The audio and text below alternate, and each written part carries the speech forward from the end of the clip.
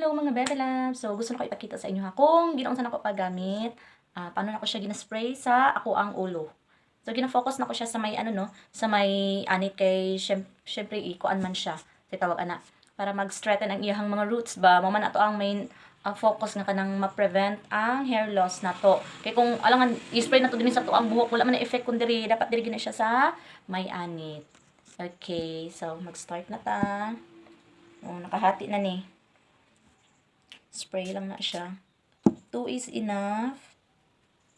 Massage para mag kuan gid siya dito sa kuan gid sa roots sa to ang kabuhukan.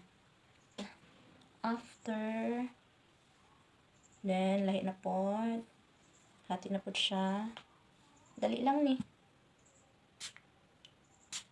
Then massage. Dalian jud nyug kuan ha, dalian jud nyug massage kay kana no mag-spray. Usahay mo agas gud na dinhi sa kong agtang. Kaya nakaduko man ko nagtan ako sa amin.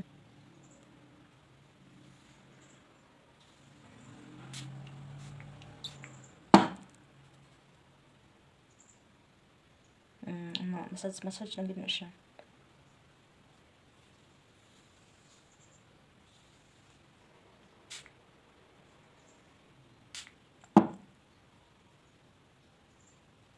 Next, nata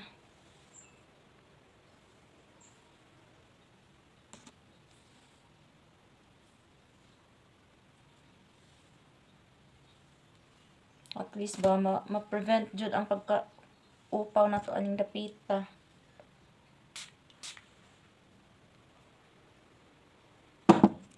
Skuha.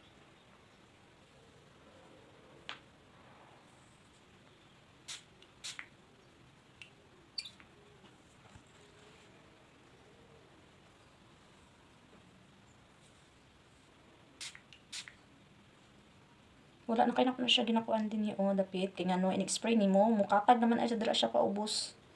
Wala na ko na gini.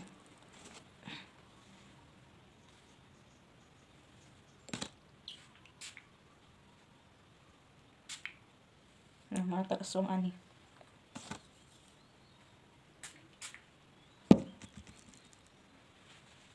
Ayan, tapos ako apa nang gina-sprayhan ang ako ang agtang kay mo samot kog kadangas.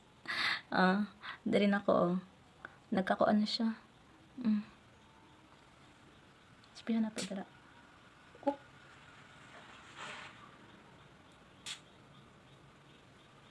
Okay. So ayan. So, humana na ta og spray gamit aning ginagamit nako nga anti-hair loss. Ginatawag nila nga hair tonic. Bye!